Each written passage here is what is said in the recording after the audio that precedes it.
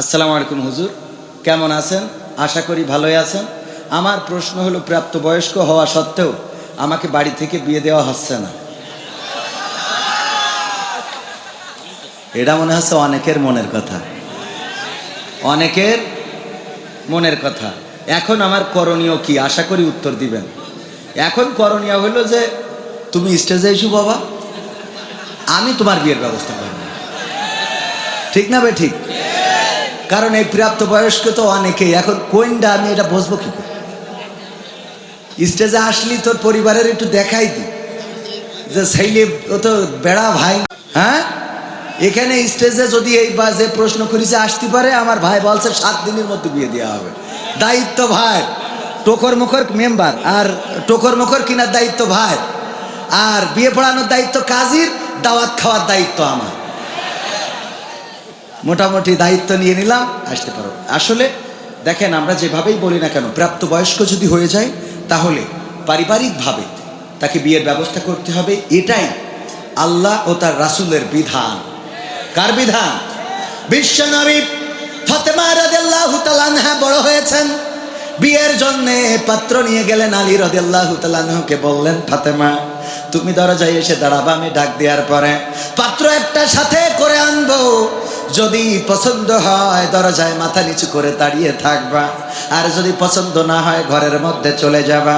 আমি বুঝে নেব পাত্র তোমার পছন্দ হয় নাই। আল্লাহর নবী ফাতেমা রাদিয়াল্লাহু তাআলা আনহাকে ডাকলেন, বাড়িতে যেয়ে ডাক দিলেন, দরজায় এসে দাঁড়ালো। দাঁড়ানোর পরে বললেন, আমি সাথে করে এনেছি এই যে আলী, আমি এটা তোমার স্বামী হিসেবে আমি নির্বাচিত করেছি। ফাতেমা বলো দেখি তোমার পছন্দ হয় কিনা। ফাতেমা রাদিয়াল্লাহু তাআলা আনহা তাকালেন, তারপরে মাথাটা নিচু করে দাঁড়িয়ে রইলেন। আল্লাহর নবী বললেন, ওগো আলী, তাড়াতাড়ি করে চলে যাও, চলে যাও, এবার তুমি তোমার বিয়ের প্রস্তুতি নাও। আমার কন্যা ফাতেমা তোমার জন্য রাজি হয়ে গেছি। ও আমার অভিভাবকেরা, এমনি ভাবে যদি মেয়ে অথবা ছেলে, জানি না কে প্রাপ্তবয়স্ক হয়েছে, কারণ এখানে লেখে নাই সে ছেলে নাকি মেয়ে, হইতে পারে ছেলে, হইতে পারে মেয়ে। যদি প্রাপ্তবয়স্ক হয়ে যায় তাইলে তার টাইম লস করায় কোনো লাভ নাই। তোমায় বলি দূর প্রবাসে সুখের অভাব নাই, মাগো তোমায় বলি বিদেশ বাড়ি সুখের অভাব নাই। রোজ সকাল ভাঙত যে ঘুম শুনে তোমার বকা, এখন জাগি খুব সকালে আর লাগে না ডাকা। বলতে তুমি হলো স্বামী, কি হবে উপায়? এখন আমি কাজ করি রোজ, অবসর কোথায়? জানিয়েছি তোমায় কত, থাকতো পকেট ফাঁকা। এখন আমি প্রতি মাসে দিই তোমাদের টাকা। এরপরেও কেমনে ভাবো, এরপরেও কেমনে ভাবো আমি সুখে নাই। মাগো তোমায় বলি দূর প্রবাসে সুখের অভাব নাই। মাগো তোমায় বলি মালয়েশিয়াতে সুখের অভাব নাই। পরিবারের বোঝা ছিলাম, বাবার বেকার ছিলে, তাই তোমার দূর প্রবাসে তোমায় দেশে ফেলে। পরিবারের বোঝা ছিলাম, বাবার বেকার ছেলে, তাই তোমার দূর প্রবাসে তোমায় দেশে ফেলে। আমার খরচ দিতে তুমি বাবার পকেট থেকে, ভুক্ত বাবা কষ্ট পেতাম তোমার মলিন মুখটা দেখে। অভিমানে বলতে তুমি আমি ছন্ন ছাড়া, কাজ করি না ঘুরে বেড়াই এ পাড়াও পাড়া। সেই আমি আজ নিজের হাতে, সেই আমি মা নিজের হাতে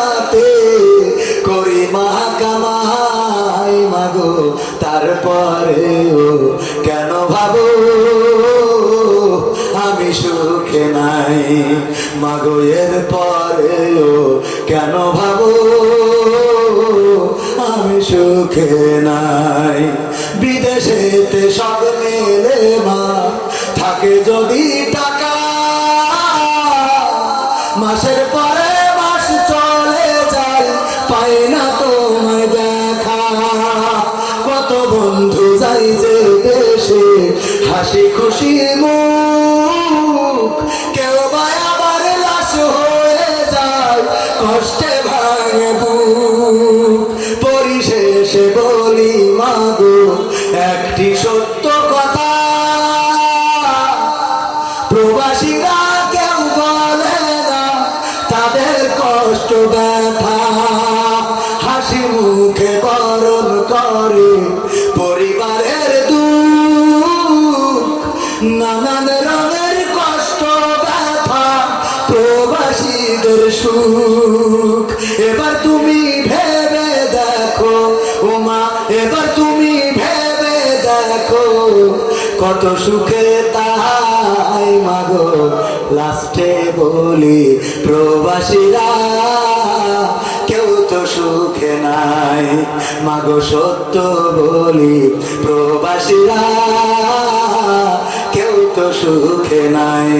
বিদেশেতে কেমন আছি, মালয়েশিয়ায় কেমন আছি, সৌদি আরবে কেমন আছি, কাতারেতে কেমন আছি, জানতে চাইলে তাই মাগো সত্য বলি প্রবাসীরা কেউ তো সুখে নাই, মাগো সত্য বলি প্রবাসীরা কেউ তো সুখে নাই, মাগো তোমায় বলি প্রবাসীরা কেউ তো সুখে নাই। এটাই হলো প্রবাসীরা সব মুখে বলে, বাস্তবতা এর উল্টোটা। কষ্ট করেন প্রবাসে, প্রতিদিন পরিশ্রম করেন, আর দেশের মানুষের সুখের জন্য টাকা পাঠান। বেলা শেষে বাড়িতে এসে দেখা যায় নিজের সম্পদ বলে কিছু নাই, সব বড় হয়ে গেছে, এমনকি নিজের স্ত্রীটা পর্যন্ত অন্যের হয়ে যায়। বলেন ঠিক না বেঠিক? ভালো, ঠিক না বেঠিক? তো আমাদের আশ্বাস অনেকেই দেয় কিন্তু বিশ্বাসে আঘাত করে, এরকম আছে না নাই? আশ্বাস দেয়, বিশ্বাসে আঘাত করে। আশ্বাস কম দিয়ে যদি কোনো প্রাপ্তি হয় তাহলে সেটা ভালো না খারাপ? আল্লাহ আমাদের এমপি মহোদয়কে নিয়ে খায়াত দান করুন। পড়ছি আমি, আল্লাহ রাব্বুল আলামিন যেন জিকর কাছে চৌগাছায় ওনাকে ভালো করে কাজ করার তৌফিক দান করেন। পড়ছি আমি, সবাই একটু জিকির করেন, লা ইলাহা ইল্লাল্লাহ, লা ইলাহা ইল্লাল্লাহ, লা ইলাহা, লা ইলাহা ইল্লাল্লাহ, লা ইলাহা, লা ইলাহা ইল্লাল্লাহু মুহাম্মাদুর রাসূলুল্লাহ, সুবহানাল্লাহ ওয়ালহামদুলিল্লাহ, লা ইলাহা ইল্লাল্লাহ, সুবহানাল্লাহ ওয়ালহামদুলিল্লাহ, লা ইলাহা ইল্লাল্লাহু মুহাম্মাদুর রাসূলুল্লাহ সাল্লাল্লাহু রিভারটা দেন। ওরে মরলে মানুষ দাম বাড়ে তার,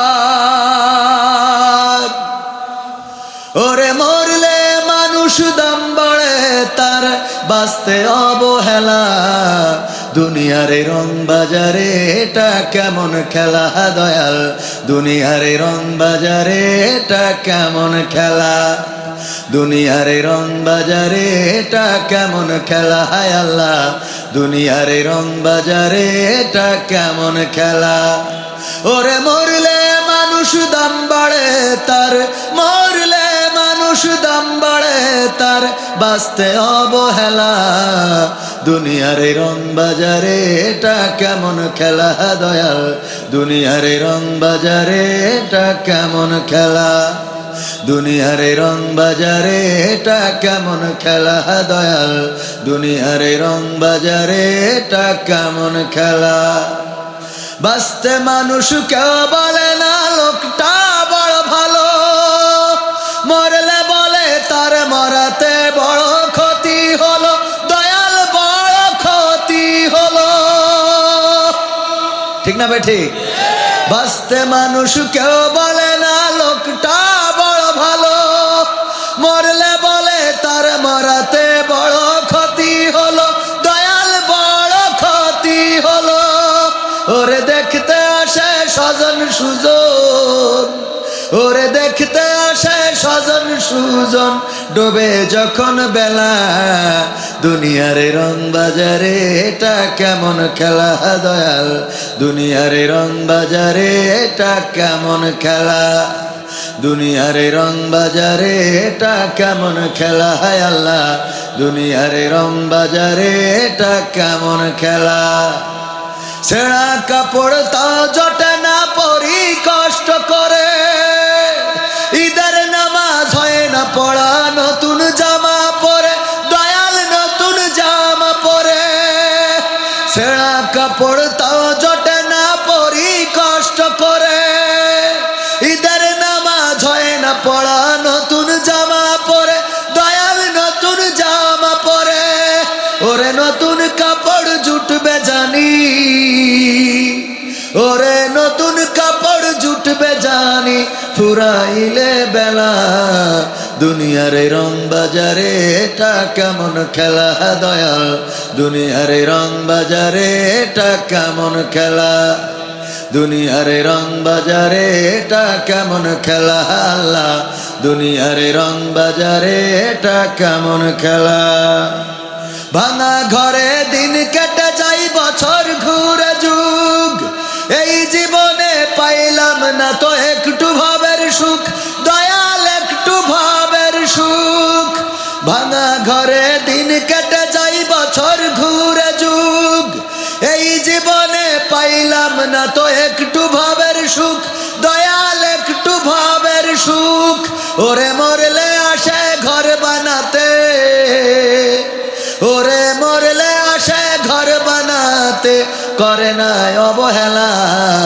দুনিয়ার রং বাজারে এটা কেমন খেলা দয়াল, দুনিয়ার রং বাজারে এটা কেমন খেলা। দুনিয়ার রং বাজারে এটা কেমন খেলা হায় আল্লাহ, দুনিয়ার রং বাজারে এটা কেমন খেলা। ওরে মরলে মানুষ দাম বাড়ে তার, মরলে মানুষ দাম বাড়ে তার, বাঁচতে অবহেলা। দুনিয়ার রং বাজারে এটা কেমন খেলা দয়াল, দুনিয়ার রং বাজারে এটা কেমন খেলা। দুনিয়ার রং বাজারে এটা কেমন খেলা হায় আল্লাহ, দুনিয়ার রং বাজারে এটা কেমন খেলা। আর একটু জোরে বলা যাবে না? কথাগুলো সত্য না মিথ্যা? বাস্তবতার সাথে মিল আছে না নাই? ওগো আমার ভাইরা, আজকেও দেখলাম একজন পুলিশ সদস্য, সে জীবনের পেরেশানি নিয়ে নিজের বন্দুক দিয়ে মাথার উপরে গুলি করে চিরজনমের মতো বিদায় নিয়েছে। স্ত্রীও পুলিশে চাকরি করে, তিনিও পুলিশে চাকরি করেন। কি এমন ব্যথা আছে জানি না, কি এমন সমস্যায় জর্জরিত জানি না, এখনো জানতে পারি নাই, হয়তো জানা যাবে। মানুষটা চিরজনমের মতো বিদায় নিয়ে চলে গেল, আমাদের সবার সামনে ভিডিওটা আসলো, আহা করতেছি, আজকে ওয়াজেও তার কথা বলতেছি, কিন্তু এর মনের কষ্ট শোনার মতো মানুষ কি ছিল? কেউ কি জানতে পেরেছে? না পারে নাই, কাউকে জানালো না, কেউ জানলো না। যখন মানুষ ঘুরে বেড়ায় কেউ বোঝে না যে এ জিন্দা লাশ নাকি মৃত লাশ। মারা যাওয়ার পরে লাশ হয়ে যায় ঠিকই, কিন্তু জিন্দা থাকতেও লাশ আছে না নাই? এরপরে মারা যাওয়ার পরে আমরা সবার কদর করি, আমরা বলি লোকটা ভালো ছিল, এই লোকটা মারা যেয়ে বড্ড ক্ষতি হয়ে গেল। কিন্তু বেঁচে থাকতে ওই মানুষগুলোকে কদর করার মানুষ পাওয়া যায়? এরকম আছে না নেই? ঝড়ে ঘর উড়ে গেছে, আমাকে বলল, কবির ভাই যদি একটু আসতেন, একটা ভিডিও বানিয়ে দিতেন। একজন মহিলা খুবই অসহায়, ঘর উড়ে গিয়েছে ঝড়ে, আমাদের গঙ্গানন্দপুর ইউনিয়ন কাকমারি। বলল, কবির ভাই একটা ভিডিও কি করে দেয়া যায়? এখনো পর্যন্ত যাওয়ার সময় আমার হয়, কিন্তু যদি মারা যেত আর বলতো, কবির ভাই একটু আসতে হবে জানাজা পড়ার জন্য, কবির বিন সামাদ যেত না। কারণ মারা যাওয়ার পরে মনে হয়তো মরে যেহেতু গেছে, যাই জানাজাটা পড়ে আসি। কথা কয় না? অসুস্থ মানুষ হাসপাতালে যদি বলা হয়, জাহিদ ভাই একটু যদি যে দেখে আসতেন বড্ড ভালো হতো, ব্যস্ততা আছে, মালয়েশিয়া চলে যেতে হবে, ছুটির মেয়াদ শেষ, যাওয়া হবে না। কিন্তু যদি মারা যায় জানাজার জন্য যদি বলে, মনের মধ্যে একটু মায়া জন্মায়, না যায়। ওই যে ঘর উড়ে গেল, খুঁটি লাগানোর মতো মানুষ নাই, 1-2 বান টিন কিনে দিতে হবে, মানুষ নাই। কিন্তু ওই মানুষটা যদি মারা যায় তাইলে তার কবর খোঁড়া মানুষের অভাব হবে, তার কবরের বাসের অভাব হবে, তার কাফনের অভাব হবে না? হবে না। এই জন্যে বলেছি, মরলে মানুষ দাম বাড়ে, কদর বাড়ে, যত্ন বাড়ে, বেঁচে থাকতে কদর করার মানুষ মেলে না রে। ঠিক না ভাই? ঠিক। কদর করা দরকার ছিল বেঁচে থাকতে, কিন্তু আমরা বেঁচে থাকতে কদর করি না। আল্লাহ আমাদের বেঁচে থাকতে কদর করা তৌফিক দান করুন, পড়ছি আমিন। ষোলুয়া ফোরকানিয়া ও হাফিজিয়া মাদ্রাসার উদ্যোগে 26তম। এখানে অনেক ছোট ছোট মানুষ আছে যাদের বয়স এখনো 26 হয় নাই, ঠিক কিনা? আমারও একদিন হয়েছিল না, কিন্তু এখন 40-এর কাছাকাছি, বয়স বেড়ে যাচ্ছে, কবরের দিকে এগিয়ে যাচ্ছি, ঠিক কিনা? চাইলেও বাড়বে, না চাইলেও বাড়বে, থামিয়ে রাখার কোনো সুযোগ নাই। একদিন মৃত্যুর কোলে ঢলে পড়তে হবে, এই তো জীবন, এই তো দুনিয়া। 26 বছর আগে যারা শুরু করেছিল প্রথমতম মাহফিল, সেই শুরু করা মানুষেরা অনেকেই আজকে জমিনে নাই। 26তম মাহফিলে আমরা যারা এসেছি, 27তম মাহফিলে অনেকেই এই জমিনে থাকবো না। কেউ যদি মনে করেন যে না আমি থেকে যাব, এটা বলার কোনো সুযোগ কারো দেওয়া হয় নাই। যে মানুষ কোরআন অস্বীকার করে, এরকম মানুষ আছে না? নাস্তিক, যারা আল্লাহকে বিশ্বাস করে না, ফেরেশতা বিশ্বাস করে না, পরকাল বিশ্বাস করে না, মুনকার নাকির বিশ্বাস করে না, কোরআন আল্লাহর কিতাব বিশ্বাস করে না, 6666 মতান্তরে 6236 যে আয়াত রয়েছে, এই আয়াতগুলো বিশ্বাস করে না। কিন্তু ছোট্ট একটু অংশ অস্বীকার করার সুযোগ নেই, সেটা হলো কুল্লু নাফসিন যায়িকাতুল মাউত, প্রত্যেক প্রাণীকেই মৃত্যুর স্বাদ গ্রহণ করতে হবে। এটা অস্বীকার করার মতো কোনো নাস্তিক, কোনো বাবার বেটা এই জমিনে জন্ম হয় এখনো হয় না। মারা যেতেই হবে, যেহেতু মারা যেতে হবে সেহেতু কবরের জন্য প্রস্তুত হওয়ার দরকার আছে না নাই? যাদের বিশ্বাস নাই তাদের কথা ভিন্ন, তারা চিন্তা করে ওখানে যে কিছু নাই, সেটা তাদের ব্যাপার। কিন্তু আমাদের যাদের বিশ্বাস আছে, তারা কি মৃত্যুর জন্য প্রস্তুত আছি? বলেন আছি? প্রস্তুত যদি থাকতাম, এখানে লোক বেশি নাকি মেলাতে লোক বেশি? বলেন, মেলাতে লোক বেশি না এখানে লোক বেশি? পহেলা বৈশাখে এত আয়োজন তো করা হয় নাই, কিন্তু এসো হে বৈশাখ, উল্লুক ভাল্লুক হুতুম পেঁচা পেঁচা এগুলো নিয়ে র্যালি হয়েছে না হয় নাই? র্যালি তো র্যালি, কলারওয়ার মডেল মসজিদে যে সেখানে পহেলা বৈশাখ পালন করে, বলেন নাউজুবিল্লাহ। পাবনার মসজিদের ছাদের উপরে উঠে কনসার্ট দেখে, বলেন নাউজুবিল্লাহ। মসজিদে যায় না, নামাজ পড়ে না, অথচ মসজিদের ছাদে উঠে যে যুবকেরা কনসার্ট দেখলো, আল্লাহর কাছে কি জবাব দিবা? যে মসজিদে সেজদা করার সৌভাগ্য হয় না, সেই মসজিদের ছাদে উঠে তুমি কনসার্ট দেখেছো, তোমার তাকদীরকে জ্বালিয়েছো। দুনিয়া এবং আখিরাত দুইটা জায়গায় লাঞ্ছিত এবং বঞ্চিত হওয়ার জন্য প্রস্তুত হয়ে যাও। মনে করো যে ক্ষমতা দিয়েছে আল্লাহ, এটা বিশ্বাস করো না। মনে করো যে তোমার এখন যৌবনের গরম আছে, যা ইচ্ছা তাই করে বেড়াবা, আর 15 চালাবা, মিসাইল পড়বে ইসরায়েলে, আর বিমান হামলা চলবে ইরানে, কিন্তু কায়েমকুলা ষোলুয়ার তেল পাম্পে তেল থাকবে না। তুমি মনে করে না যে তোমার সব জোর আছে? নাই, লাইনে দাঁড়িয়ে থেকে তেল নিতে হয়, যত বড় লিটার হও, বাপের বেটা হও, ঠিক না বেটি? আমি একবার একটুখানি লাইন সাইজ করে নিয়েছিলাম, পাশের থেকে হুজুরদের জন্য সব জায়েজ। তো পরে বললাম যে আমি আর ওই লাইন মাইন করে নেবো না, খালি সাউন্ড দেয় মানুষে, কয় হুজুরদের জন্য সব জায়েজ। আমি বললাম বাবা আমাকে তো একটু নামাজ কালাম পড়াইতে ওরম করেন কি? তারপরে আলহামদুলিল্লাহ যেহেতু এখন আইন করে দিয়েছে, প্রাতিষ্ঠানিক সার্টিফিকেট কার্ড যদি থাকে তাহলে তাদের অগ্রাধিকার, সেই অগ্রাধিকারে হয়তো পাচ্ছি, জানি না যে অগ্রাধিকারটুকু কতদিন থাকবে। আছে যতক্ষণ দেবে ততক্ষণ, থাকবে না যতক্ষণ তখন আর পাওয়া যাবে না। ভাইয়েরা আমার, এই জন্যে আমরা মৃত্যুর জন্য প্রস্তুত হতে হবে। আমাদের অনেকেই বলে খালি শুধু মরার কথা কয়। বাবারে এইটাই তো চিরন্তন সত্য, ঠিক না বে ঠিক? কেউ যদি তার ভবিষ্যৎ গড়তে চায়, অনেকেই বলে মালয়েশিয়ায় চলে যাও।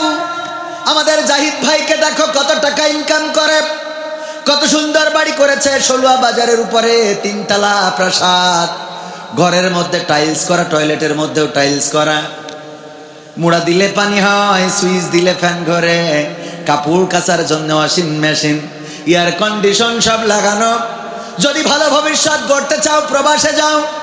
কিন্তু ভাইয়েরা আমার, এই মানুষটা আল্লাহ না করুন যদি মালয়েশিয়াতে মালাকুল মাউত চলে আসে আর জানটা নিয়ে যদি উড়াল দেয়, এত সুন্দর বাড়ি, টাইলস করা বাড়ি, এত সুন্দর বেড, তোশক, সোফা সেট, বলেন দেখি মালয়েশিয়া থেকে যদি কফিন বন্দি হয়ে লাশটা আসে, ওই লাশটাকে আর 3 তলার ছাদে উঠানো হবে না? আবু সাঈদ সাহেব মনে আছে আপনাদের রাহিমাহুল্লাহ, উনার কাছে পর্যন্ত গিয়েছেন আমার মায়ের চিকিৎসার জন্য টাকা নাই। আহারে বাবা মারা যাওয়ার পরে মনে হলো এত কষ্ট, এত ব্যথা, এত যন্ত্রণা কেন করলে অগরব? ধৈর্য ধারণ করলাম। হোটেলে আমার ছুটিপুর বাজারে এখনো হোটেলটা আছে, 30 টাকা বেতনে চাকরি করেছি। কয় টাকা বেতন? 30 টাকা বেতনে চাকরি করেছি। শুধু তাই নয়, একবার তরকারির জন্যে, কয়দিন আগে এই ঘটনাটা মনে পড়ে গেল, তরকারি নাই, বাজার নাই, অর্থ নাই, 40 টাকা জনের দাম। কয় টাকা? 40 টাকা। এক বেলা জন কাটলে 40 টাকা দেয়। আমাদের গ্রামে সরিষা কাটার জন্য জন নিচ্ছেন আমাদের সাবেক মেম্বারের ছেলে। আমি ওই জনদের সাথেও আমিও গেলাম, বললাম আমিও সরিষা কেটে দেবো, আমারে 40টা টাকা দিলেই হবে। আমি যাওয়ার পরে ওই ক্ষেতের মালিক যিনি, এখন তিনি মালয়েশিয়াতে আছেন, আমাকে আইলের পরে বসায় রেখে বলল সবাই সরিষা কাটুক। সবাই সরিষা কাটার পরে যখন বাড়ি যাবে সবাইরে 40 টাকা করে দেব, তোমারেও 40 টাকা দিয়ে দেব, কিন্তু তোমারে দিয়ে আমি সরিষা কাটাইতে পারবো না। এই তো ছিল জীবন, এই তো ছিল কষ্টের দিন। মালয়েশিয়াতে আছেন, আবাং saya duduk di Malaysia dia tahu sana kerja banyak kot. Tete hari mau kena buat kerja, kalau you kerja malas tak boleh duduk sana, mau kena balik Bangladesh butuh kan? ও আমার ভাইয়েরা, ওখানে অনেক কষ্ট করা লাগে, পরিশ্রম করা লাগে, দিনরাত পরিশ্রম করতে হয়। যদি পরিশ্রম ভালো করে করতে না পারেন তাহলে ওখানে থাকা হবে। সেই পরিশ্রমের ফাঁকে ফাঁকে আবার kita orang ada buat ceramah, ada agama Islam, cerita sini cerita sana, Tuhan tolong saya, sana pun saya ustad, sini pun jadi ustad. Betul kan Bang? আমি ওখানে লেখাপড়া করার কাজ করার পাশাপাশি লেখাপড়াও করেছি। ওখানেও মাহফিল করতাম, যেতাম মানুষের কাছে দিনের দাওয়াত নিয়ে। আমার প্রবাসীরা ভুল পথে চলেন, অনেকেই নারী ব্যবহার করেন, ইন্দোনেশিয়ান মেয়ে পাইলে আর মাথায় কাজ করে না। Kalau ada duduk Malaysia dia orang boleh paham butoy kata butoy. Asen Malaysia ছিলেন? Hatu sekarang banyak orang ada. Saya tahu Joshor Mia banyak orang duduk di Malaysia. Sogasa Mia orang pun ada, alhamdulillah. তো যাই হোক ভাইরা আমার, এত মালয় ভাষা বলার দরকার নাই। মালয়েশিয়াতে ওখানে যেতাম, দিনের দাওয়াত দিতাম, মানুষের কাছে যেতাম, প্রবাসীদেরকে বোঝাতাম, ওগো ভাইয়েরা প্রবাসে এসেছেন, ভুল পথে চলেন না, লটারি কেটেন না, নাম্বার কেটেন না, নামাজ পড়েন, রোজা করেন, দিনই আন্দোলন করেন। এইগুলো ওখানেও বুঝিয়েছি, কাজ করেছি, পরিশ্রম করেছি, ইবাদত করেছি। আল্লাহ রাব্বুল আলামিন ধৈর্যের ফসল দিয়েছে। এখন বাংলাদেশে আপনাদের মাঝে আল্লাহ কথা বলার তৌফিক দান করেছেন, বলেন সুবহানাল্লাহ। এই জন্য রব বলেছেন লা তাকনাতু মির রাহমাতিল্লাহ, তোমরা আমার রহমত থেকে নিরাশ হয়ো না। আল্লাহর রহমত আপনার উপরে বর্ষিত হবেই হবে। যদি আপনি বিশ্বাসী হন, যদি আল্লাহকে ডাকার মতো ডাকতে পারেন, যদি আল্লাহকে চাওয়ার মতো চাইতে পারেন, যদি আল্লাহর কাছে মাথাটা নত করতে পারেন, যদি আল্লাহ রাব্বুল আলামিনের প্রিয় মানুষ হওয়ার জন্য নিজেকে সঁপে দিতে পারেন, আপনার সকল যন্ত্রণা, পৃথিবীর যন্ত্রণাগুলো পৃথিবীর কোনো মানুষেরা বুঝবে না, কিন্তু বোঝার মতো আছেন একজন, তিনি কি? আমার জীবনে এমন অনেক অন্যায় আছে, যে অন্যায়ের খবর যদি আমার মা জেনে যেত, আমার ভাত খাইতে দিত না, আমার বাড়িতে ভাত খাওয়াতো না। যদি আমার বাবা জেনে যেত, আমাকে বাড়ি থেকে বের করে দিত। সন্তান জানলে আমার আব্বা বলে ডাকতো না, স্ত্রী জানলে সংসারটা টিকতো না। আমার মা বোনেরা এমন অনেকেই আছে, তাদের জীবনে ঘটে যাওয়া ঘটনাগুলো যদি স্বামীরা জেনে যেত, এক খাটে ঘুমাতো না। এমন অপরাধ আছে না নাই? আপনি বুকে হাত দিয়ে চিন্তা করে দেখেন, এমন কত অপরাধ আমাদের হয়ে যায়, যে অপরাধ যদি স্ত্রী জেনে যেত, তাইলে আমাদের সাথে একই খাটে ঘুমাতো না। এই অপরাধগুলো পৃথিবীর মানুষ জানে না। জানেন কে? আল্লাহ রাব্বুল আলামিন জানেন। কিন্তু আল্লাহ রাব্বুল আলামিন আমাদের আশার একটা জায়গা হলো, আমরা যত বড় পাপ করি না কেন, আল্লাহ রাব্বুল আলামিনের ক্ষমাটা তার চেয়ে অনেক বড়। আমরা যত অপরাধ করি না কেন, যত অন্যায় করি না কেন, সব অন্যায়ের উপরে আল্লাহর ক্ষমা, আল্লাহর রহমতটা অনেক, কথা কয় না, অনেক বড়। আল্লাহর রহমত প্রত্যাশী যদি হও, আল্লাহর রহমত যদি চাইতে পারো, আমার যুবকেরা, তরুণেরা, কিশোরেরা, আল্লাহ রাব্বুল আলামিন ইউসুফ আলাইহিস সালামকে যেমন কূপ থেকে তুলে নিয়ে মিশরের খাদ্যমন্ত্রী বানিয়ে দিয়েছিল, বলেন ঠিক না বেঠিক?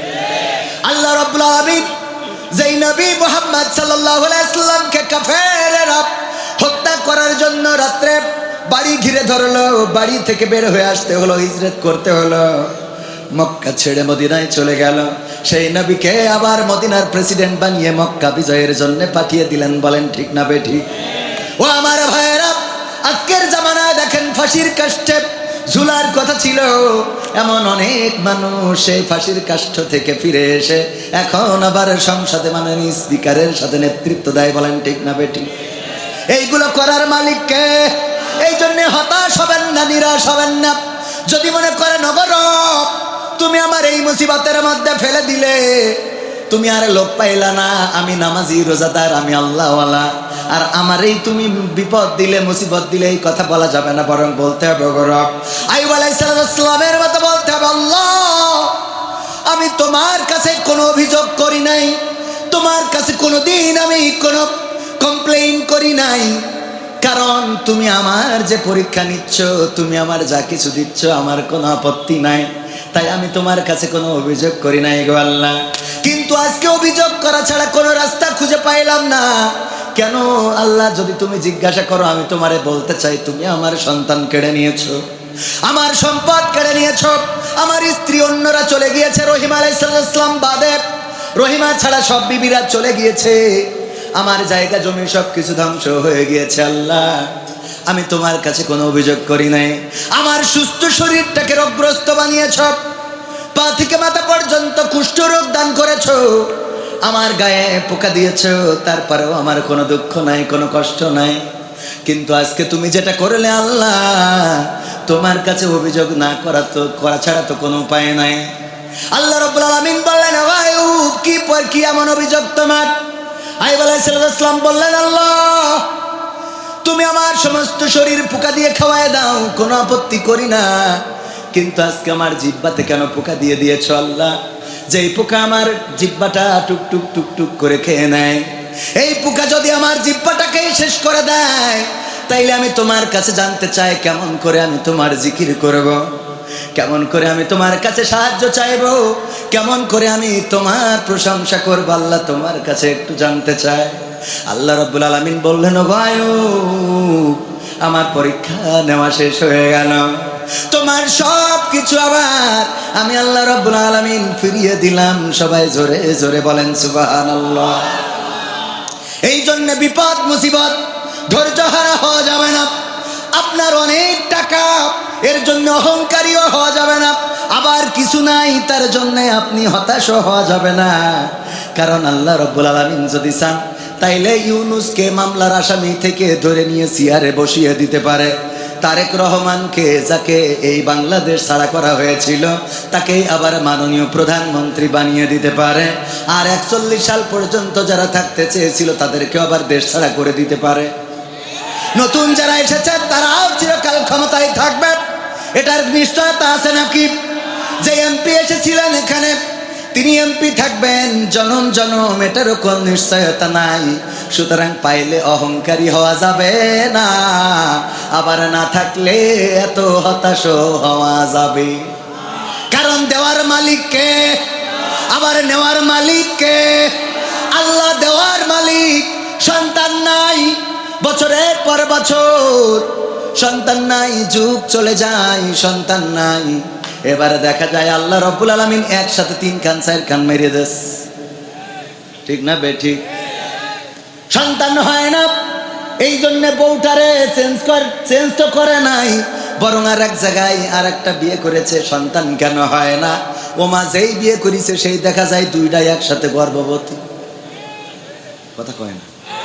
দেয়ার মালিককে। সুতরাং হতাশ হওয়ার দরকার নাই যুবকেরা। ভ্যালেন্টাইন্স ডেতে কত ঘোরা ঘুরলে, কিন্তু যখন লাইন হলো না, হতাশ হইও না। মনে করো না যে তোমার বিয়ে হবে না। আল্লাহ রব্বুল আলামিন চাইলে তোমার গাদার নিচ থেকে বের করে আরেকজনের সাথে ধরা খাওয়াই বিয়ে দিয়ে দিতে পারে, ঠিক না ভাই? ঠিক। তুই করতে যাবি না কিন্তু হবে। কথা কয় না? তুই করতে যাবি না কিন্তু। আমার আব্বা বলতো, আমার আব্বার এক খালা ছিল, সুবাদে আমার নানি হয়। আব্বার যেহেতু খালা, ছেলে বিয়ে দিয়েছে, বৌমা পছন্দ হয় না, বৌমা রাখবে না। আব্বার কাছে এসেছে যে সামাদ দেখ, বৌমা তো ভালো না, এটা রাখতে চাই না। আব্বা বলতেছে যদি রাখতে না চাও তাইলে দেনমাহর কাবিনের টাকা যা আছে দিয়ে মোটামুটি লোকজন, পরিবার থেকে লোক ডেকে সেটেল করে দাও। বললো তাইলে তোর কাছে আইছি কৃষির জন্যে। বলছে আমি কি করবো, লোকজনকে আমার ডাকা লাগবে। কয় না, তুই তো হুজুর মানুষ, তোর কাছে আইছি, তুই এমন একটা তাবিজ দিয়ে দে যে আমরা বউ রাখবো করবো, কিন্তু বউ থাকতে চাবে না। আমরা বউ রাখতে চাইবো কিন্তু বউ থাকতে চাইবে। এইরকম একখান তাবিজ দিয়ে দে রে ভাইরা আমার। মনে পড়ে গেল ঘটনাটা, ওই ঘটনার প্রেক্ষিতে। ও আমার ভাইরা, এই জন্য আল্লাহ রাব্বুল আলামিনের পরে যদি আপনি নির্ভরশীল হতে পারেন, আত্মবিশ্বাস যদি থাকে, তাইলে চিন্তা করার কোনো দরকার নাই আপনি বিয়ে করতে চান, হচ্ছে না। এমন একদিন আসবে যেই দিন বিয়ে করতে চাইবেন না, কিন্তু ওই দিন বিয়ে করা ছাড়া রাস্তা থাকবে না। যুবকরা বলছে এরকম হোক দিনই জীবনে, ঠিক না বেটে? আজকালকের ছেলেরা বই নিয়ে আর বসে না, ও বাবা গুগলে সার্চ করিয়া পড়ি। ওরে কালের মেয়েরা কোরআন হাদিস ধরে না, এখনকার মা বোনেরা কোরআন হাদিস পড়ে না। ও আল্লাহ, টিকটকে ভিডিও ওরা করে। কথা কয় না? দিলে একটু কমায় দেন। আজকালকের ছেলেরা বই নিয়ে আর বসে না, গুগলে সার্চ করিয়া পড়ি। আগের সময় প্রেম করিলে জাহিদ ভাই বলতো পাইছো কি, এখন বলে শখ করিয়া বাবু তুমি খাইছো কি, ঠিক না ঠিক?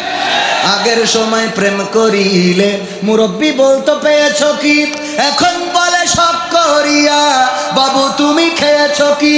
লজ্জা শরম নাই, আইলাম কোন জামানাই, লজ্জা শরম নাই, আইলাম কোন জামানাই, ভবিষ্যৎ দেখি অন্ধকারে।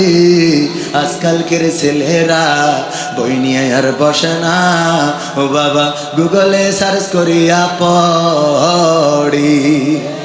নতুন করে হয়েছে চালু এখন আবার কোন ট্রেন্ড, পরিচয় করাই দেখি এই আমার গার্লফ্রেন্ড। আছে না নাই? যশোরে MM কলেজে পড়ে, অথবা গিয়েছেন গদখালিতে বেড়াতে, গদখালিতে যেয়ে দেখেন আপনার চৌগাছার এক পরিচিত বন্ধু আর একজন রে ধরে নিয়ে বগলের নিচে হাত ঘুরে বেড়ায় রে। ডাক দিয়ে বললেন দোস্ত কবে বি? বিয়ে করলা তুমি, জানাইলা তো না। সেই যে চৌগাছার সলুয়া ছেড়ে তুমি যশোরে এসেছিলে পড়াশোনার নামে, তারপরে তার কোনো খবর পাইলাম না। আজকে গদখালিতে দেখা হইল, সাথে তোমার এই যে ভাবি, অথচ বিয়ের দিনটা জানাইলা না। বন্ধু মানুষ না হয় না যাইতাম, দাওয়াতটা তো দিতে পারতে। বলতেছে দোস্ত এখনো বিয়ে করি নাই রে। বলছে তাইলে হেইডা কিডা, পরিচয় করাই দিলে এই আমার গার্লফ্রেন্ড। ঠিক না বেঠে? নতুন করে হয়েছে চালু, এখন আবার কন্টেরেন্ট।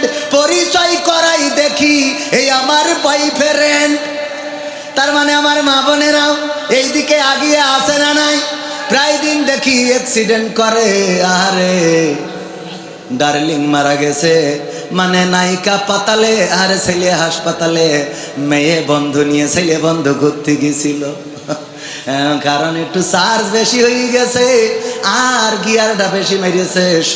ষোলোর রাস্তা ভালো বোঝেও না, কারেন্টের খুঁটিতে মেরে একটা পাতালে আর একটা হাসপাতালে। ঠিক না বেঠিক? এইগুলো নিয়ে ঘুরে বেড়াই। এই জন্য আমি বললাম নতুন করে হয়েছে চালু, এখন আবার কন্টেরেন্ট। পরিচয় করাই দেখি এই আমার গার্লফ্রেন্ড। শরমের মাথা খাইয়া গেছে ওরা পাগল হইয়া, শরমের মাথা খাইয়া গেছে সব পাগল হইয়া। ভবিষ্যৎ দেখি অন্ধকারে, আজকালকের ছেলেরা বই নিয়ে আর বসে না, ও বাবা গুগলে সার্চ করিয়া পড়ে। এখনকার মা বোনেরা কোরআন হাদিস পড়ে না, ও আল্লাহ টিকটকে ভিডিও ওরা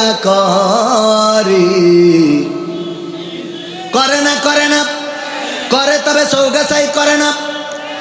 চৌগাছাই করলু সলুয়াই করে না, করে এখানেও করে। ও বাবা টিকটক করে, রিলস বানায়। আগের সময় মেয়ে দেখতে গেলে আমার চাচা যান, উনারা যখন মেয়ে দেখেছেন জিজ্ঞাসা করেছেন মাগো কোরআন পড়তে পারো কিনা, বলতো যে পারি। তাইলে তুমি 2টা আয়াত পড়ে শোনাও। কোরআনটা মেয়ে দেখতে গেলে রেডি থাকতো, কারণ দেখতে আসবে আর অবশ্যই কোরআন পারে কিনা জিজ্ঞাসা করবে, তারপরে বলবে মাগো এই জায়গায় একটু পড়ো। গুনগুন করে পড়ে শোনাতো, তারপরে জিজ্ঞাসা করতো হুজুর ফরজ কয়টা, নামাজের আরকান আহকাম কয়টা। জিজ্ঞাসা করতো বলো দেখি ইসলামের স্তম্ভ কয়টা, হাতের লেখাটা করে দাও। এত কিছু যখন দেখা হয়ে যেত, মেয়েটা যদি চেহারায় একটু ডাউন হতো, তাও চাচাজান বলতো সব দিকে যেহেতু পাশ করেছে, সুতরাং তার বিয়ে পাশ করানো যায়।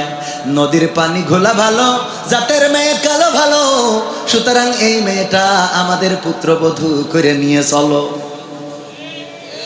আর এখন কোথায় গেল সেই যুগ জামানা? আমার ইয়াংয়েরা যায় মেয়ে দেখার জন্যে, R15 গিয়ার মারতে যায়, রাস্তায় ধুলো উড়াইতে যাওয়ার পরে আবার উনিও খুব সাইজে গুজে শাড়ি মাড়ি পরে, যাতে এমনে সেমনে দেখা যায় ফাঁক ফোকর দিয়ে। এই শীতের সামনের পরে বসে আল্লাহর বান্দা। এইবার দোস্তরা কয় নাও দোস্ত জিজ্ঞেস করো, সবচেয়ে ট্যালেন্ট দোস্তটা জিজ্ঞেস করে ভাবি মাইন্ড করবেন না, আপনার টিকটকে এখন ফলোয়ার্স কত? আপনি কি রিলস বানাইতে পারেন? কাপড় ভুলাপ কি করা সম্ভব? ফেসবুকে লাইভ কি করেন? এইগুলোর জিজ্ঞাসা আছে না নাই? আপনার আইডিটা কোনটা একটু সার্চ করে দেখতে চায়। ও আমার ভাইরা, কোথায় হারিয়ে গেলাম আমরা, কোন জামানা হারিয়ে আসলাম। কিন্তু মাথায় রাখবেন, আজ হোক কাল হোক চেহারার সৌন্দর্য থাকবে না, যৌবনের গরম থাকবে না, আপনার এই বড় অহংকার থাকবে না। আমার জাহিদ ভাইয়ের কথা বলছিলাম, ওই 3 তলা বিল্ডিং, ওই জায়গায় দাঁড়িয়ে থাকবে, মানুষটা চলে যেতে হবে, বিল্ডিংটা রয়ে যাবে। ওই বিল্ডিংটা আল্লাহ চাইলে ওই বিল্ডিং এ শোয়াবেন, না চাইলে শোয়াবেন না। যদি কেউ ভবিষ্যৎ গড়তে চায়, মনে আছে আপনাদের বলছিলাম নিশ্চিত ভবিষ্যতের কথা, যদি কেউ ভবিষ্যৎ গড়তে চায়, সেই ভবিষ্যৎটা হলো মৃত্যুর পরবর্তী জীবনটাকে প্রায়োরিটি দিয়া। আর যদি কেউ ভবিষ্যৎ না গড়তে চায়, তাইলে দুনিয়ায় সে ব্যস্ত থাকতে পারে, কারণ দুনিয়ার এই ভবিষ্যৎ কোনো ভবিষ্যৎই না। কথা কয় না? দুনিয়ার এই ঘর বাড়ি কোনো ঘর বাড়ি হইল? দুনিয়ার টাকা পয়সা কোনো টাকা পয়সা নাই, সব কিছু ফেলে রেখে চলে যেতে হবে। অন্ধকার কবরে পাড়ি জমাতে হবে ভাইরা আমার। সুতরাং সেই কবরের প্রস্তুতি নিতে হবে। আমি সূরা বাকারার 28 নম্বর আয়াত তেলাওয়াত করেছি। আমার রব বলেছেন, কাইফা তাকফুরুনা বিল্লাহি ওয়া কুনতুম আমওয়াতান ফাহইয়াকুম সুম্মা ইউমীতুকুম সুম্মা ইউহয়িকুম সুম্মা ইলাইহি তুরজাউন। আমার রব বলছেন, ওগো মানুষ, কোন জিনিস তোমাদেরকে তোমাদের মহান রব থেকে ভুলিয়ে দিল? সেই রবকে অস্বীকার করতে শিখালো, অথচ তোমরা ছিলে মৃত। তোমাদের কোনো জীবন ছিল না, তোমাদের কোনো আকার আকৃতি ছিল না। আমি আল্লাহ তোমাদের জীবন দিলাম, আবার একদিন আমি তোমাদের মৃত্যু ঘটাবো, আবার একদিন আমি তোমাদের পুনরুজ্জীবিত করব। বেলা শেষে ফিরতে হবে কার কাছে? চিল্লায়ে বলেন, কার কাছে? সেই আল্লাহর কাছে যেহেতু ফিরা লাগবে। খালি হাতে ফিরলে কি কোনো কাজ হবে? খালি হাতে ফিরলে, শূন্য হাতে ফিরলে বিপদে পড়ে যেতে হবে। আমার রব বলবেন, কাইফা তাকফুর। আমার রব বলবেন, ইকরা কিতাবাকা কাফা বিনাফসিকাল ইয়াওমা আলাইকা হাসিবা। পড়ো তোমার কিতাব, পড়ে তুমি তোমার হিসাব করে দাও। তোমার হিসাব করার জন্য তুমি নিজেই যথেষ্ট। আমলের খাতাটা খুলবো, দেখবো আমি কবির বিন সামাদ জীবনে কনে কত অন্যায় করেছি। চায়ের দোকানে বসেছি, তাসের আড্ডায়, ক্রামবোর্ডের আড্ডায়, টিকটকে, রিলসে, ভাইবারে, সব জায়গায় আছে আমল নাই, আমল নাই রে। ও আমার ভাইয়েরা বলেন দেখি, এইটা দেখার পরে ওই জায়গায় কি বিপদ হয়ে দাঁড়াবে। এই জন্যে পরকালের প্রস্তুতি নেওয়ার দরকার আছে না নাই? শুধু তাই নয়, আল্লাহ রাব্বুল আলামিন যদি জিজ্ঞাসা করেন, ওগো বান্দা আমার, দুনিয়ার পরে তুমি কেমন লোক ছিলে? আমি বলবো, আল্লাহ দুনিয়ার পরে আমি বড্ড ভালো মানুষ ছিলাম, বড্ড আল্লাহওয়ালা ছিলাম, পরহেজগার ছিলাম। আমার রব তখন, আল ইয়াউমা নাখতিমু আলা আফওয়াহিহিম ওয়া তুকাল্লিমুনা আইদিহিম ওয়া তাশহাদু আরজুলুহুম বিমা কানু ইয়াকসিবুন।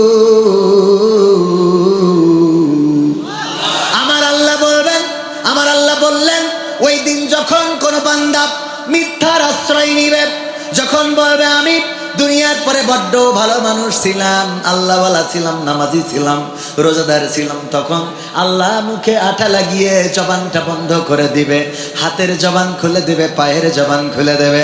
হাত আল্লাহর সাথে কথা বলবে, পা তার কৃতকর্মের সাক্ষ্য দিয়ে দেবে। সুতরাং ভাইয়েরা আমার, যুবকেরা আমার, তরুণেরা আমার পর্দার অন্তরালে মা বোনেরা যারা চিন্তা করেন স্বামী বিদেশে, সুতরাং আমি এদেশে যাই করি, স্বামী তো দেখে না। ওই দিন স্বামীর সামনে যখন হাত বলবে যে আমার এই হাত দিয়ে ও মকসেদের হাত ধরিয়ে পার্কে ঘুরে এড়াই তো রে, স্বামী বলবে, আল্লাহ ওর নিয়ে আমি জান্নাতে যাব না। কথা হয় না, মানে জাহিদ ভাইটা না, মানে একটু দেখা নিয়ে গেছে ওইদিকে। এরকম আছে না নাই? স্বামী টাকা পাঠায়, ব্যাংক থেকে টাকা তুলে মকসেদের সাথে ফিল্ডিং মেরি বেড়ায়, ব্যাটিং করে বেড়ায়। ও আমার মায়েরা, যতই মনে করো পৃথিবীর কেউ দেখে না, পুরখা পরা কেউ চেনে না, মনে করে এমন ভাবে বেড়ায় যে ওর আপন বউ, জানো আপন বউ। ওই আপন বউ সেই যে বেড়াও, পরকালে বিপদ টের পাবা। ওই দিন বুঝতে পারবা। আর একটা কথা বলে তারপরে আর একটু কাজ করে, তারপরে আর একটু কাজে যাবো, আর একটু সামনে যাবো। মনটাই তো চাচ্ছে যে আর একটু বলি, বাড়ির কাছের লোক এত বলারও দরকার নেই। ও আমি কতটুক ভালো মানুষ আপনারা ভালো করেই জানেন, ঠিক না বেঠিক? এই জন্যই এত ভালো সাজার কোনো দরকার নেই। তাহলে ডাইরেক্ট অ্যাকশানে চলে যায় নাকি? হ্যাঁ, ডাইরেক্ট অ্যাকশান। ও একটা টের পাইনি তো, ওরা আনন্দে বলতে শুধু অ্যাকশান, টের পালি বুঝতে। যাই হোক, অসুবিধা নেই। আমি একটু ক্ষমা নিয়ে কথা বলতে চাইলাম, যেহেতু মরে জাতি হবে, সুতরাং সেই জায়গার জন্য কিছু প্রস্তুতির দরকার আছে না নাই? আল্লাহর নবীর একজন সাহাবী ইন্তেকালের সময় সন্তানদেরকে ডাকলেন, ডেকে বললেন, ও আমার সন্তানেরা, আমি তোমাদের ওই রুটির কথা স্মরণ করিয়ে দিতে চাই, ওই রুটিওয়ালা ব্যক্তির কথা স্মরণ করিয়ে দিতে চাই। তোমরা যেন ওই রুটিওয়ালা ব্যক্তির কথা ভুলে যেও না। সন্তানেরা বলল, কোন রুটিওয়ালার কথা বলছেন আব্বা? বললেন, বিশ্ব নবী সাল্লাল্লাহু আলাইহি সাল্লাম আমাদেরকে জানিয়েছেন, বনি ইসরাইলদের একজন ব্যক্তি ছিলেন, যেই ব্যক্তি 70 বছর ইবাদত করেছে। কয় বছর? 70 বছর ইবাদত করেছে। 70 বছর ইবাদত করার পরে শয়তানের ওয়াসওয়াসার মধ্যে পড়ে গেল, কারণ শয়তান তাকে একটা নর্তকী দিয়ে ধোঁকা দিল। শয়তান একটা পতিতাকে পাঠালো তার কাছে মনোরঞ্জনের জন্য। এই ইবাদত করা লোকটি, আবেদ লোকটি ওই নারীর ছলনায় ভুলে গেল। ওই নারীর সাথে 7টা রাত দিন যাপন করলো। যখন 7 রাত যাপন করা হয়ে গেল, হঠাৎ করে তার বিবেক নাড়া দিল, আরে আমি কি করে ফেললাম। 70টা বছর ইবাদত করা ব্যক্তি আমি, এই 7টা রাত আমি কেমন করে এমন একজন অশ্লীল নারীর সাথে আমি আমার চরিত্রটা বিসর্জন দিয়ে ফেললাম, গুনাহ করে ফেললাম, জেনা করে ফেললাম, অপরাধ করে ফেললাম। আহারে 7টা রাত পরে যখন তার সম্বিত ফিরে পেয়েছে, যখন বিবেক নাড়া দিয়েছে, তখন সেই জায়গা থেকে বের হয়ে গেছে আর হাই হুতাশ করে বেড়ায়। ওই লোকটি বড্ড মুসিবতের মধ্যে পড়ে গেল, রোগাক্রান্ত হয়ে গেল, ক্ষুধার যন্ত্রণায় পড়ে গেল, খাবার নাই, চিকিৎসা নাই, খুব যন্ত্রণা নিয়ে এদিকে সেদিকে ঘুরে বেড়ায়, চলার মতো শক্তি পর্যন্ত হারিয়ে ফেলল। 12 জন মিসকিন বাস করতো এক জায়গায়। ওই জায়গার একজন ব্যক্তি আবু জাহিদ ভাইয়ের মতো বড় লোক, সে প্রতিদিন ওই 12 জন মিসকিনকে 12টা রুটি দিত। কয়টা? 12টা রুটি দিত।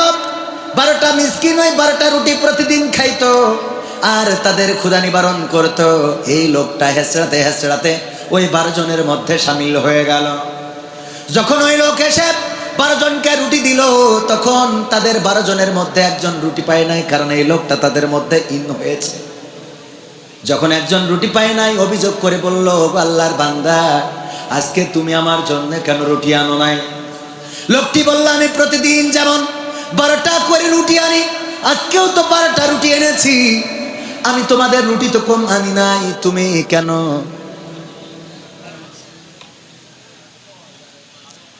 এই কারেন্ট আর এই মাইক কেমন জায়গায় ডিস্টার্ব করে, মাঝে মাঝে মানে মাইকটাই ভেঙে ফেলে। মানে এটা বন্ধ করার একটা টাইম বলে দিয়ে তো বন্ধ করবেন, কানে কানে জিকির করতে দেবো, এই ভাগে বন্ধ করবেন, হুট করে বন্ধ করে দেয় হুজুর। মানে মনে হয় যে এটা একেবারে মেশিন। কারেন্ট এই যে তাই তাড়াতাড়ি ওটাই করতে হবে। তো আমার তো বলা যায় যে ভাই একটুখানি জিকির করতে দেন, ওরাও কাজে থাকবে, আমরা দিকে রেডি করি। এটা মানে মুড নষ্ট করে ফেলে। আসসালামু আলাইকুম হুজুর, কেমন আছেন?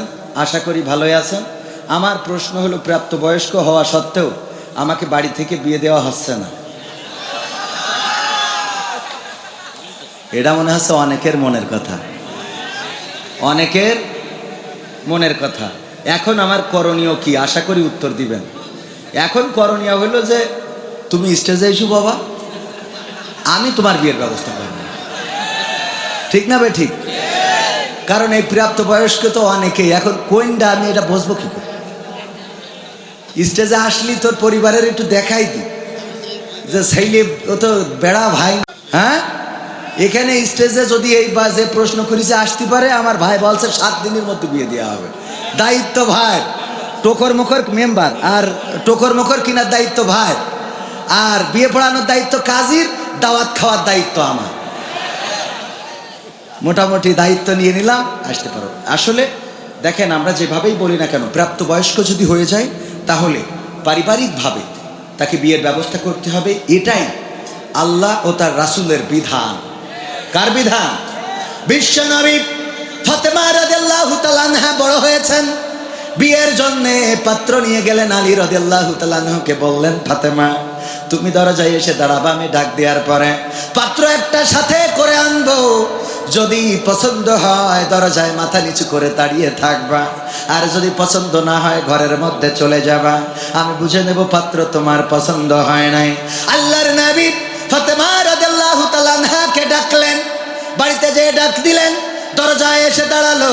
দাঁড়ানোর পরে বললেন, আমি সাথে করে এনেছি এই যে আলী, আমি এটা তোমার স্বামী হিসেবে আমি নির্বাচিত করেছি। ফাতেমা বলো দেখি তোমার পছন্দ হয় কিনা। ফাতেমা রাদিয়াল্লাহু তাআলা আনহা তাকালেন, তারপরে মাথাটা নিচু করে দাঁড়িয়ে রইলেন। আল্লাহর নবী বললেন, ওগো আলী, তাড়াতাড়ি করে চলে যাও, চলে যাও, এবার তুমি তোমার বিয়ের প্রস্তুতি নাও, আমার কন্যা ফাতেমা তোমার জন্য রাজি হয়ে গেছি। ও আমার অভিভাবকেরা, এমনি ভাবে যদি মেয়ে অথবা ছেলে জানি না কে প্রাপ্তবয়স্ক হয়েছে, কারণ এখানে লেখে নাই সে ছেলে নাকি মেয়ে। হইতে পারে ছেলে, হইতে পারে মেয়ে। যদি প্রাপ্তবয়স্ক হয়ে যায় তাইলে তার টাইম লস করায় কোনো লাভ নাই। নাতনির মুখ দেখেন, আপনার নাতি পুতি দিয়ে ঘর বাড়ি ভরে যাক, বলেন সুবহানাল্লাহ। দরকার আছে না নাই? এই জন্য যদি এবার জিজ্ঞাসা করেন বিয়ের বয়স কেমনে বুঝবো যে প্রাপ্তবয়স্ক হয়েছে, কে তুই বিয়ে করিলি না? তখন ঠাওর টের পাওনি না যে কবে নেটওয়ার্ক আসে, কথা কয় না। সুতরাং নিজের যখন খায়েশ জাগিল ওই টুম সময়টা মাথায় রেখে তাড়াতাড়ি করে তারে দাও, তা না হলে বলো বেড়া ভাঙলো রে। মনে থাকবে ইনশাল্লাহ? এই উত্তর ঠিক আছে তো? আল্লাহ কবুল করুন, আল্লাহ যেন বিয়ে দেওয়ার তৌফিক দান করেন। যাই হোক ভাইরা আমার পরে একটু দায়িত্ব রয়েছে। সেই দায়িত্ব হলো, আল্লাহ বলেছেন ইন্নাল্লাহ আশতারা মিনাল মুমিনিনা আনফুসাহুম ওয়া আমওয়ালাহুম বিআন্না লাহুমুল জান্নাহ। আয়াতটা পড়লে তো আপনারা বোঝেন না? ওয়াজ শুনে শুনে যারা অভ্যস্ত তারা জানে। আমার রব বললেন, যদি তোমরা আমার রাস্তায় তোমাদের মাল খরচ করো, বিআমওয়ালিকুম ওয়া আনফুসিকুম, তোমরা তোমাদের মাল এবং জান যদি খরচ করো, আমি আল্লাহ আমি তোমাদের কাছে আমার জান্নাতটা বিক্রয় করে দিই, বলেন সুবহানাল্লাহ। আল্লাহর নবী সাল্লাল্লাহু আলাইহি সাল্লাম যখন বলতেন তোমরা দান করো, ও আমার ভাইরা, বিশ্ব নবীর হাত শক্তিশালী করার জন্য সাহাবীরা এতটাই দান করতেন, এতটাই দিতেন, আমার নারী সাহাবীরা পর্যন্ত কানের দুল, নাকের ফুল, গলার চেন পর্যন্ত খুলে বিশ্ব নবীর হাতে দিয়ে দিতেন, বলেন সুবহানাল্লাহ। আল্লাহর নবী বললেন, এই দান অ্যাডভোকেট মুসাম্মদ সালমান তার বৃষ্টি, পিতা মুহাম্মদ ইখলাস উদ্দিন সাহেব অ্যাডভোকেট মানুষ, ইনকাম তো খারাপ না, কারণ সরকার যত যায় আসে মামলা কি কম হয় নাকি? কথা কয় না? হ্যাঁ, আর একটু দিতে ফিরত নতুন হয়ে তাহলে এখনো মামলা ঠিক মতো এখনো লাইন হয়নি। আল্লাহ কবুল করুন, আগামী বছর যেন নতুন অ্যাডভোকেট মামলা হবে, টেনশন করার দরকার নাই। কি মামলার হবে? অ্যাডভোকেটের বিশাল একটা ব্যবসা। হুজুরও খারাপ ব্যবসা না, ও অ্যাডভোকেট করবেন, আপনারা কি খারাপ নাকি? কারণ এর সালদিক যখন যে আসে তার আমাদের জ্বালা শেষ নেই। এখন 17 বছর ধরে বলছে হুজুর স্টেজে উঠবেন, ভালো কথা, যেন রাজনীতির কথা বললেন না। 5 তারিখের পরে মনে করলাম এই কথা শোনা লাগবে না। ও মা এ রেহান যে এনে যায় কয় হুজুর ইকেনেও বলিছে সাইদ ভাই সাক্ষী। ও আপনি তো বলেছেন সাক্ষী আর কি, কনে যাব মানে কোন জ্বালা শেষ। সময়টা তো বড্ড খারাপ, যাই বলি সপ্তাহে গান আছে, তা কোনটা থেকে কোনটা কব। অ্যাডভোকেট মুসাম্মদ সালমা আক্তার বৃষ্টি, পিতা মুহাম্মদ ইখলাস উদ্দিন সাহেব 2000 টাকা করলো দান। আল্লাহ তুমি তার খায়াত দিয়ে দাও, নতুন আইনজীবী, আল্লাহ তুমি দয়া করে তার মামলা মোকদ্দমা বাড়িয়ে দাও, আর যেই মামলা হাতে নেবে আল্লাহ যেন ফায়সালা করতে পারে তৌফিক দান করে দাও, বলেন আমিন। তারপরে আয়েশা, এই মা বোনেরা স্টার্ট করেছে, ভালো তো, তাহলে মনে হয় কানের তা নাকের তাও আসতে পারে। দেখি দেই কোনো মা বোন দেয় কিনা আজকে, এটা রেকর্ড হয় কিনা। যেহেতু প্রথমে আমাদের মা বোনেরা শুরু করেছে, তাহলে মনে হয় হতে পারে। দেখি কোনো মা বোন একটা নাতে নাকের দুল, কানের ফুল, গলার চেন দেওয়ার দরকার নেই, শোনার যে দাম ও অত দিতে হবে না, এমনি নাকের ফুল কানের দুল পর্যন্ত দিলে হবে না। আল্লাহ কবুল করুন। আয়েশা আরফান স্বামী না বাবা হইতে পারে, আয়েশা আরফান 500 টাকা করলো দান। আল্লাহ বাড়িয়ে দাও, সম্মান নিয়ে খায়াত দিয়ে দাও। বাবু ভাইয়ের মা সোফা সেট দান করেছে মাদ্রাসায়, মাশাআল্লাহ। আমার একটা দিল্লি এরম আমার মাদ্রাসা আছে একটা, দেখেন দিন সেরকম কেউ লাইন হয় কিনা, আমি একটা ভিডিও বানাই ছেড়ে দেবো। আল্লাহ কবুল করুন, বলেন আমিন। কারণ আমার অফিসে মেলাদিন ধরে মনে করছে যে 1 সেট সোফা হলে ভালো হইতো, তা আপনার কাছে চাবো না, আমার মানুষের মধ্যে এটা খারাপ দেখা যায়। বাবু ভাইয়ের মা সোফা সেট দান করেছে মাদ্রাসায়, তার মানে এটাও নারী। পিতা কবরবাসী, আল্লাহ পিতার কবরটা জান্নাতের বাগান বানিয়ে দাও। ওগো আল্লাহ তুমি দয়া করে আপনজন যারা বেঁচে আছে নেক হায়াত দান করে দাও।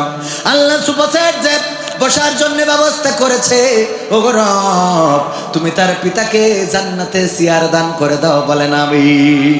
আল্লাহ দিতে পারে না, দুনিয়ায় দান করবেন, আখিরাতে দিবেন। শুধু তাই নয়, আল্লাহ রাব্বুল আলামিন যদি চান আপনার দুনিয়ার দানের বরকতে আবার দুনিয়ায় আল্লাহ বহুগুণ বাড়িয়ে দিতে পারে না। একদিন যেই বান্দা বাইসাইকেল চালানোর মতো সক্ষমতা ছিল না। ছুটিপুর বাজার মসজিদে নামাজে গিয়েছি, ফনিক সাইকেল, তালা দেওয়া একটা কামিনী ফুল গাছ ছিল। তখন টিন শেড, ছুটিপুর গঙ্গানন্দপুর কেন্দ্রীয় জামে মসজিদ, ছুটিপুর বাজারের উপরে যেটা। আমি মসজিদে ঢুকলাম এমন মুসিবতের সময়, যখন টাকা নাই, পয়সা নাই, চোর আর সাইকেল নেওয়ার মতো সাইকেল খুঁজে পাই নাই, আমারটাই নিয়ে গেল। আল্লাহর কসম, আমি সেই সন্তান। অভাবের মধ্যে সাইকেলটা নিয়ে গেল, হাঁটতে হাঁটতে বাড়ি গেলাম। আল্লাহ রাব্বুল আলামিন সেই সাইকেল তো এখন হেলিকপ্টারে পর্যন্ত ভিক্ষে করাইছে। দেখেছেন না হেলিকপ্টার ফকির, মনে আছে কিনা? এটা উঠানোর মালিক কে? বিমান তো বিমান, বিমানে তো টিকিট কাটলেই চড়া যায়, হেলিকপ্টার কিন্তু স্পেশাল, অত সহজ না। আল্লাহ সেইটাই চড়াইছেন। ও আমার ভাইরা, এই জন্য আল্লাহ পথে চলবেন। দেওয়ার মালিক কে? যার সাইকেল চটে না প্রাইভেট দিয়ে দেবে, যার প্রাইভেট আছে তার হেলিকপ্টার দিয়ে দেবেন, যার হেলিকপ্টার আছে দেখা যাবে বিমানের মালিক করে দিয়েছে। আল্লাহ কবুল করুন। 16 স্বেচ্ছাসেবী সংগঠন থেকে এই মাদ্রাসার জন্য, নবীর ঘরের জন্য 5,000 টাকার 5 খান বঙ্গবন্ধুর নোট দান করেছে। আল্লাহ তুমি দানকে কবুল করে নাও, নেক হায়াত দান করে দাও, মনের স্বপ্ন পুরা করে দাও।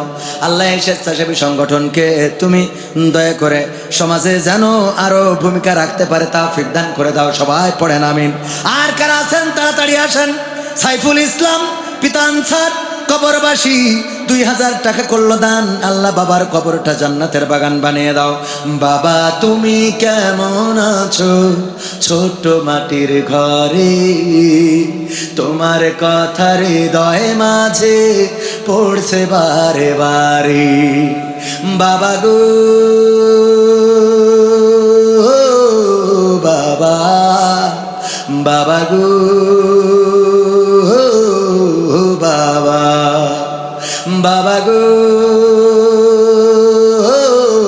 বাবা, বাবা গো বাবা। বাবা কেমন আছে জানি না, কোন অবস্থায় আছে জানি না। যাদের বাবা নাই রে তারাই জানে বাবা হারানোর যন্ত্রণা। আমারও বাবা নাই, আমি ক্যামেরাম্যানকে বলবো আমার বাবা যদি বেঁচে থাকতেন একটা লুঙ্গি কিনতে 500-1000 টাকা লেগে যেত। ও আমার ভাইরা, সেই বাবার নামে মায়ের নামে মা থাকলে একটা শাড়ি কিনতে 1000-2000 টাকা লেগে যেত। আমি আমার বাবার নামে এই মাদ্রাসার জন্য 500 টাকা দিয়ে গেলাম। আল্লাহ তুমি দয়া করে আমার বাবার কবরটা জান্নাতের বাগান বানিয়ে দাও। আজ থেকে 23 বছর আগে যেই বাবাকে আব্বা বলে ডেকেছি আর জবাব দেয় নাই, আজ পর্যন্ত বাবা বলে কারো ডাকার সৌভাগ্য হলো না। আল্লাহ জান্নাতে যে যেন ওই বাবাকে ডেকে নিতে পারে তৌফিক দান করে দাও। বকুল মণ্ডলের মেয়ে বাবার জন্য দোয়াছে, 1000 টাকা করলো দান। আল্লাহ বাড়িয়ে দাও সম্মান। বাবার বাবা যদি মারা যেয়ে থাকে কবরটা জান্নাতের বাগান বানাও। আল্লাহ তুমি দয়া করে বেঁচে যারা আছেন খায়াত দান করে দাও। আলী আহমদ সাহেব 1000 টাকার 1 নোট দান করেছে, আল্লাহ কবুল করে নাও। আল্লাহ তুমি সবাইকে দিনদার ইমানদার বানিয়ে দাও। তারপর তাড়াতাড়ি তাড়াতাড়ি নগদ যারা দিবেন, যুবকেরা বিয়ে হয় না, আমার নজির আছে, আমি দোয়া করে দিছি বিয়ে হয়েছে। যদিও আমি অত বড় পরহেজগার বান্দা না, কিন্তু এখানে অনেক আলেম আছেন, অনেক আবেদ লোক আছেন যাদের হাতের কারণে আল্লাহ রাব্বুল আলামিন দোয়া কবুল করে নেন। ভাইয়েরা আমার, এই জন্য যুবকেরাও টাকা মেরে দিতে পারো। দীপু ভাই 1000 টাকা আল্লাহ করলো দান, বাড়িয়ে দাও সম্মান, নেক হায়াত দান করে দাও, মনের স্বপ্ন পুরা করে দাও। আসির ভাই 1000 টাকা। আল্লাহ এত সুন্দর মানুষ এই অঞ্চলে সব 1500 টাকার নোট আর 1000 টাকার নোট দান করে। এইটা কিডা? ওবায়দুল কাদের। মৃত উজ্জ্বলের জন্য দোয়া চেয়ে ছেলে 1000 টাকা দান করেছে। মৃত উজ্জ্বলের জন্য দোয়া চেয়ে তার বাবার জন্য সন্তান দান করেছে 1000 টাকা। আল্লাহ বাবার কবরটা জান্নাতের বাগান বানাও। পরকালের ময়দানে একই জান্নাতে থাকার তৌফিক দান করে দাও। আরিফ 1000 টাকা। আল্লাহ তুমি আরিফ ভাইয়ের দানকে কবুল করে নাও। জিহাদ 500 টাকা দান করেছে, আল্লাহ তুমি জিহাদকে রাস্তায় জিহাদ করার তৌফিক দান করে দাও। আল্লাহ তুমি আমার জিহাদ ভাইয়ের নেক হায়াত দান করে দাও, মনের স্বপ্ন পুরা করে দাও। যাদের মা নাই বাবা নাই, প্যাকেট নিয়ে গেছে, আমার না বলে নিয়ে গেল, এটা সহ্য না করে পারা যায়? সোহেল রানা 1000 টাকা। আল্লাহ দানকে কবুল করো, মনের নেক মাকসাদ পুরা করে দাও, আপনজনদের কবুল করে নাও। প্যাকেট নিয়ে গিয়েছে যারা উঠতে পারছেন না, তারা ওই প্যাকেটে দান করে দেন ভাইরা আমার। যেহেতু প্রধান মেহমান আসবেন, তাড়াতাড়ি দান করেন। আলতাফ গোলন্দার, আলতাফ গোলন্দার, আলতাফ গোলন্দার 500 টাকা করলো দান। আল্লাহ বাড়িয়ে দাও সম্মান। আমার মা বোনেরা, বন্ধ হয়ে গেল কেন দান? আমার নাকের ফুল কানের দুল দেওয়ার মতো কোনো মা বোন আছেন নাকি? নবীর ঘরের জন্য যদি দিতে পারেন, পরকালের ময়দানে আল্লাহ রাব্বুল আলামিন সাকাতের জন্য তার সন্তানেরা 2খানা কোরআন দান করেছে। আল্লাহ কোরআন করেছে, তারা দান করেছে। আল্লাহ দানকে কবুল করে নাও, নেখায়াত দান করে দাও। এই বড় পার্টি বিদেশে থাকা মানুষ। আর কে আছেন প্রবাসে থাকেন, ব্যবসা করেন, ইট রড সিমেন্ট বালু ব্যবসায়ী যারা আছেন, 10 ব্যাগ 5 ব্যাগ সিমেন্ট রড দেওয়ার মতো কারায় আছেন, একটু দান করেন। তুমি যার লাগিয়া এমবি ভরো, তার তো বাটন ফোন। ওরে কেমন করে বুঝবে রে সে, কেমন করে বুঝবে গো সে, ডিজিটাল তোর মন। তুমি যার লাগিয়া, তুমি যার লাগিয়া এমবি ভরো, তার তো বাটন ফোন। আর কই আমি গান শোনাবো, তা সে টাকা না দিলে শোনাবো। টিক্কা, টিক্কা খান পাকিস্তান থেকে না, দেশের টিক্কা। টিক্কা খান 2 ব্যাগ সিমেন্ট করলো দান। আল্লাহ বাড়িয়ে দাও সম্মান, নেখায়াত দান করে দাও। আর একজন 100 টাকা তোমার বান্দা। ওগো আমার ভাইয়েরা, পবিত্র কোরআনে পারা কয়টা? জোরে বলেন কয়টা? 30টা পারা, 30 জন চাষি মানুষ 30টা মন সিমেন্ট দেবেন এমন কি আছেন কেউ? 30টা মন ধান। নারায়ে তাকবীর। প্রধান বক্তার আগমন, মাহফিলের পক্ষ থেকে আমার রব্বানি ভাইয়ের আগমন, গোলাম রব্বানি সাহেবের আগমন। নারায়ে তাকবীর, লিল্লাহি তাকবীর। শেয়ার করে সেটা, সে শেয়ারটা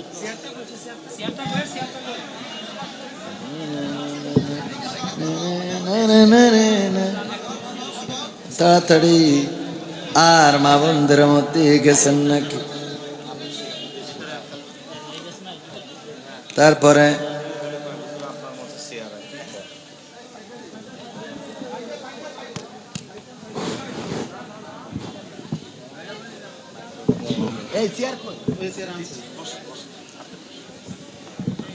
সবাই খুশি কিনা?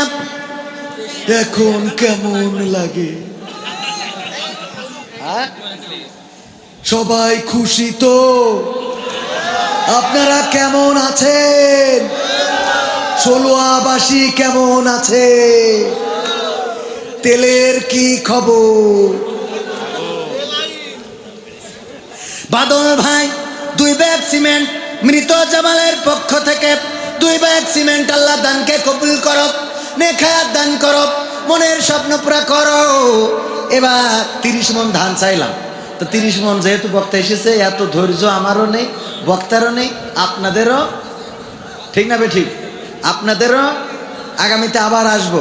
কিন্তু মহিলা প্যান্ডেলে বাচ্চারা গেছে জন্য টাকা তুল, মহিলা প্যান্ডেলে আমার বাচ্চারা গিয়েছে। মা বোনেরা যা আছে আপনাদের কোষে, আপনাদের বুরকার পকেট, বুরকায় পকেট আছে, বুরকার পকেটে আর আসলে গিরে মেরি রাখিছেন, ওই টাকাগুলো দান করে দেন প্যাকেটে। আমার উস্তাদজি এখানে বসা, উনি রংপুরে বলেছিলেন যা আছে পকেটে দিয়ে দেন প্যাকেটে। একজন 2 প্যাকেট আকিস বিড়ি দিয়েছে। কয় প্যাকেট?